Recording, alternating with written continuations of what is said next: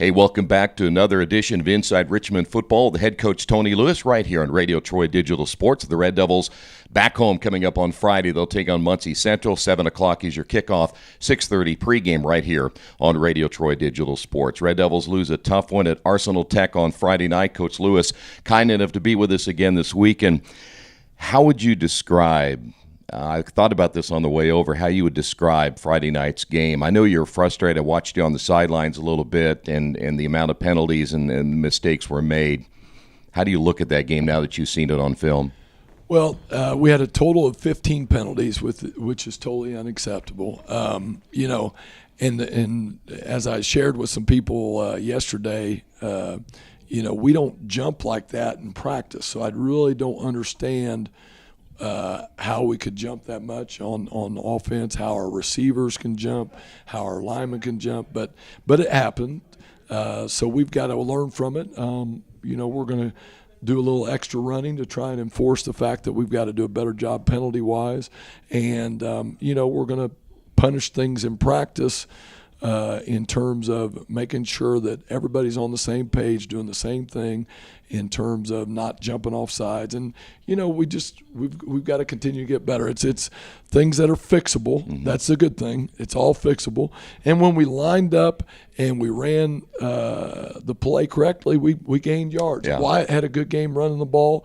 We did a good job. Our line overall, when we didn't jump, did a pretty good job up front blocking. So we've got to take the positives and build on those and try and eliminate all the penalties. What did the players give you some feedback on that at all, or did you ask for any feedback? I did. I said, what would exactly, because it seemed to happen quite a bit when we were going in motion, and some of them said that the defense was yelling stuff when we went in motion, and they heard somebody yell "move" and or something, and it sparked them to think that it was our go call, and that was causing part of the problem. So, right. And this coming week we're going to have a lot of movement up front from Muncie Central, so we're going to have to sit in there and dig our heels in and not jump. When you look at a game like that and you think about the amount of mistakes that were made, and as you said, you were actually moving the football when you weren't making the mistakes, how the whole dynamic of that game really could have changed pretty early. Oh, it could have, and we felt like we had our opportunities. We didn't take advantage of our opportunities offensively, obviously because of the penalties, and then their first score, they hit a post on us. Unfortunately, our corner undercut it, and our free safety didn't play over the top. And, that's a play that we've got to make. Mm-hmm. Fundamentally, we've got to be over the top and cover three and not undercut it. And, so we give up that score early on. We give up another long run early on and get down early. But even with that, we're only down 18-0, so it's a 3-score game. We're really there. We're driving. We're inside the 5, and then we jump off sides. And so, it's things that we can fix. At this point, we're not as disciplined, obviously, as we'd like to be, but we'll get there. Yeah.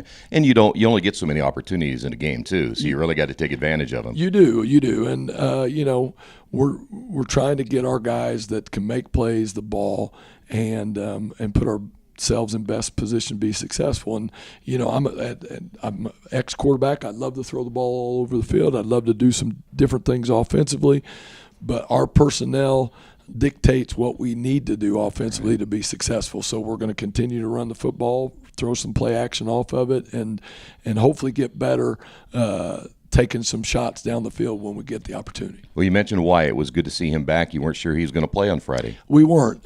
He didn't practice most of the week. He was at practice, but he got cleared Thursday, practiced some Thursday, and then ran the ball well. Said his hip felt better than it had.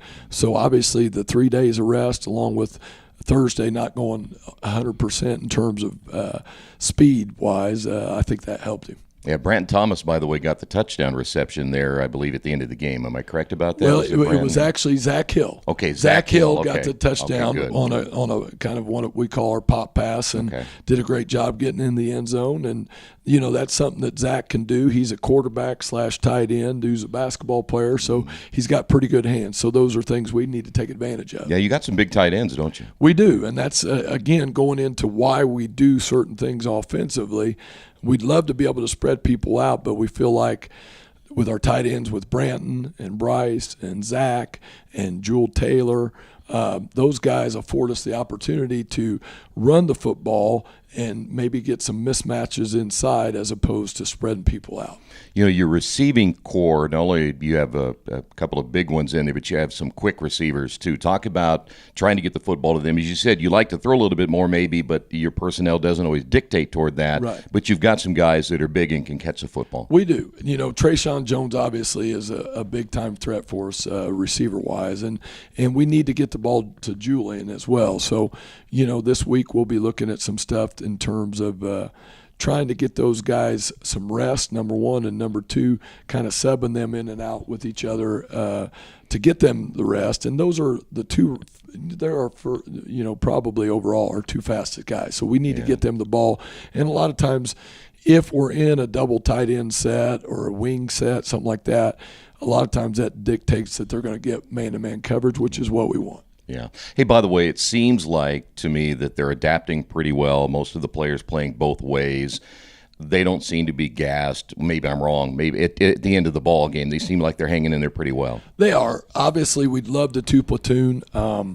If we had more kids and we felt like we had the personnel in terms of being able to two platoon, we'd love to do that to wear teams down. But we just don't feel like we have the personnel to do that. We've got a lot of kids going both ways, and I think they're doing a good job in practice, working hard during the end of practice in our fourth quarter drills in terms of their conditioning. I think that's why they're being able to make it the whole game. And we're having to sub some people on special teams, unfortunately, because of that. But we'll get there.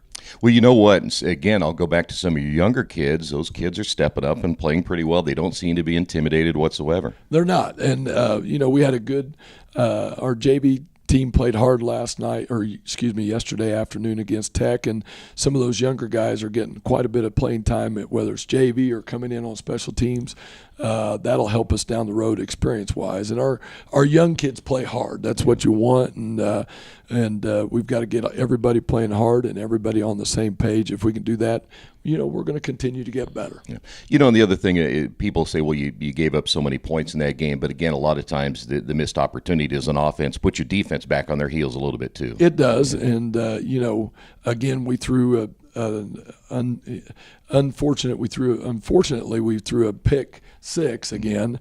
That was tough on us. So that, you take that away, maybe that's a one score. And then, again, we put ourselves in bad position with one of our punts being a short punt. That gave them good field position as well. So those are two touchdowns that, hopefully defensively, if we make them drive, they don't get. Exactly. When you speak of Alec, and I know that he's not a big quarterback at 5'10", but he does release the ball pretty quickly. That's something I'm sure you like because the defensive line can't get to him as much. I don't think he's taken many sacks this year. No. What do you see in his development now through the first 3 games that you can really work with this week as you get ready for Muncie? Well, I think, Alec is one of our smarter kids in terms of knowing what we're trying to get accomplished offensively. And if you have the basis of I'm a smart kid and I know what everybody's doing, you got a good start. Yeah. And Alec, Alec plays hard. That's the thing. Alec's one of our leaders. He's one of our captains. He plays hard. He knows what he's doing. We have to do a better job as coaches, and this is all me, of designing plays to get him outside the pocket where he can use his feet and or throw the football in terms of our bootlegs and stuff like that, and put him in a better position to be successful. And that's something that you learn as the year goes along. What can we do to help him be more successful? And we'll do a better job of that as the year goes along, and I'm sure Alec will do a better job as well. And most importantly, he's a great kid. Yeah. And tell you what, and I know him pretty well from being at the YMCA, and he was a referee for me there, and he really wants to do a good job. There's no doubt about it at all. He does, and you know, anytime you got a good kid with a good work ethic, and he's intelligent, and he's going to give you a great effort 100% all the time, then you're going to work with that. Yeah. He does seem to throw the football pretty well on the run, doesn't he? He does. Yeah. He does. He throws it on the run. So we've got to do some, not just some bootleg, but some sprint out stuff with him, and you know, our fans will see more of that this week. Yeah. Okay, tell you what, we'll come back. Muncie Central coming up on Friday. We'll talk with the head coach about the home game on Friday night, 7 o'clock kickoff time. We'll do that coming up next, right here on Radio Troy Digital Sports. Best One Tire and Service has been committed to our partners since 1948. With more than 250 locations in 26 states, Best One puts over 1 million tires on the road every year. Superior tires, expert service, competitive prices. Best One Tire and Service, where the best costs less. Hi, I'm Roger Clark with Best One of Richmond. Because Best One is one of Bridgestone's largest retailers, we offer exclusive Bridgestone savings. Visit us in Richmond to save on Bridgestone tires today.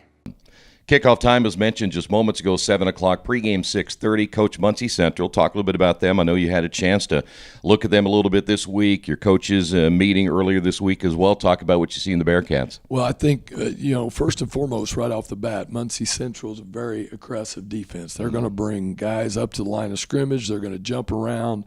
They're going to get in all kinds of different fronts up front. They're going to bring 6 guys, you know, off the line of scrimmage at all times. So, you know, first and foremost, against teams like that play a lot of man, you know, if you break the line of scrimmage, you've got a chance for a big play. When we're running our zone, our kids need to, you know, take a good zone step and take who comes to them. And, you know, they're very aggressive. They play a lot of man-to-man defensively. Offensively, they're an option football team. Quarterback does a great job reading things. They run midline. They run inside veer. They'll run triple option with their inside veer. They'll run a little bit of counter off of it, and they'll throw some bootleg and stuff. Very well-disciplined team offensively. They've got a great scheme. Their offensive line comes off the ball low and hard, knocks people off the ball. And they've got a good, you know, they've got 5 to 6 running backs that they can put in there at any time. So they're what I would call a wing T / flexbone type offense that runs the option really well, makes you be sound in terms of your assignment football all the time, in terms of, do I have the fullback, do I have the quarterback, do I have the pitch? So those are all things that we've got to do a good job defensively. That kind of offense can give you some fits, can it? Oh, it can. They had a big win last week against Anderson, came out and put up 40-some points on Anderson, played extremely well, and defensively got after Anderson, got after Yorktown. They lost a close one to Yorktown, 26-20, I believe, but they were in that game the entire time and had a few plays that went against them. But they're a good, well-coached team. It's going to be a good battle for us, and I think, you know, up front, offensively for us, we've got to do a great job. You know, speaking of last week with us jumping off sides, we've got to do a great job of sitting in there, letting them do whatever they do up front in terms of stunting and moving around and trying to get us to jump, and we got to sit in there and wait till it's time to go. Well, it's going to be a fun week of practice. Well, I shouldn't say. I don't know if it's going to be a fun week of practice. It won't bother me at all, but I'm sure the players will certainly be ready, more focused this week. Well, that's the plan. You know, it's a home game for us. This week we're going to be giving our away jerseys out to all of our kids. Get to pick out their favorite teacher, administrator, custodian, lunch lady, counselor. They're going to give their jersey, their opposite color jersey, to them for Friday to wear around school, and hopefully maybe to come to the game and support them. And so we're looking for a great crowd, and it should be a great night for football. Yeah, well, I'll tell you what, when we were home last time against Lawrence North, that was a great atmosphere. I think it'd be great to see that again this Friday night. Oh, it was a great crowd. Our student section was awesome. The bleacher creatures came out in full force, and was very pleased with our crowd, and we'd love to have another crowd just like that this coming Friday. And I know Mr. Cochran would love that in terms of our coffers. No doubt about it whatsoever. Plus, hey, listen, I don't think there's anything better to do on a Friday night. Support your local high school football team. Get out and bring some friends with you and just have a good time. Exactly. We had, I know they cooked out last time. I'm sure there'll be people doing that again on their own this week. And it's a great atmosphere. Richmond's a great sports town, and people come out and support it, rain or shine. And hopefully we'll have a great night for football, and hopefully we can perform well for our school and our community. All right, Coach, good to see you again this week. Thank you very much. Go Red Devils. There you go, head coach Tony Lewis. We'll have the game for you if you can't be there, but please don't stay home. Come on out to Leibolt Field and see the Red Devils play Muncie Central. If you can't be there, 6:30 pregame, 7 o'clock kickoff. All the action right here on Radio Troy Digital Sports.